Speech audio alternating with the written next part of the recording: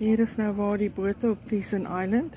Dan kan jy nou 'n luxury yacht boek. Ek kan net dink wat dit kos my. Dis soos catamarans. Hulle is huge.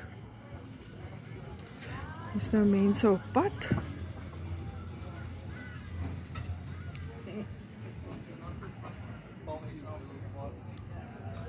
En amper van my man in die water in. En hier is tapas en oysters. En hier is tot 'n klein spa hier binne. Salt and Senses Spa Services. Fun. Back, neck and shoulder, 30-minute massage for $3.50.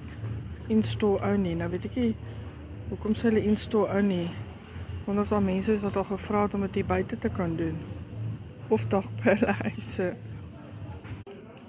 Kyk nou, oorspronklik is hierdie bote se name Tom Cruise en Marilyn Monroe.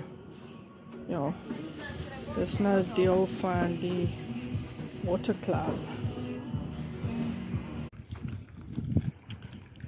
En hier kan 'n mens like my kajakke hier. Legend is die plek se naam. En dan kan jy nou hier afroei. Die ou het 'n bietjie van 'n manoeuvring probleem daar. Wag, ons is op pad. Sy daar kom ons. Amper agter in die boot vas, lyk dit my. Dis nou lekker. Dit is so 'n hele wandelpaadjie reg rondom. So die houseboats, lyk my, jy kan bo op die dek sit, want hier het hy 'n leertjie. Nee. En dan kyk, ek sê nou vir my dierbare man dat ek dink ek sal mal word as ek heeltyd op die boot moet sit. Gestel nou jy gaan uit vir 'n week.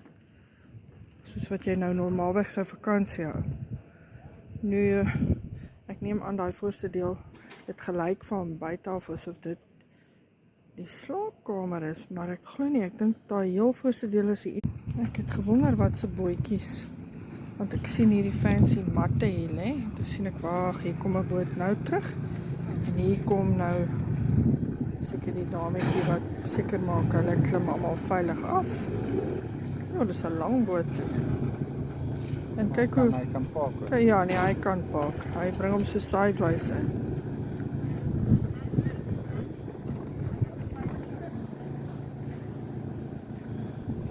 Dis die skipper.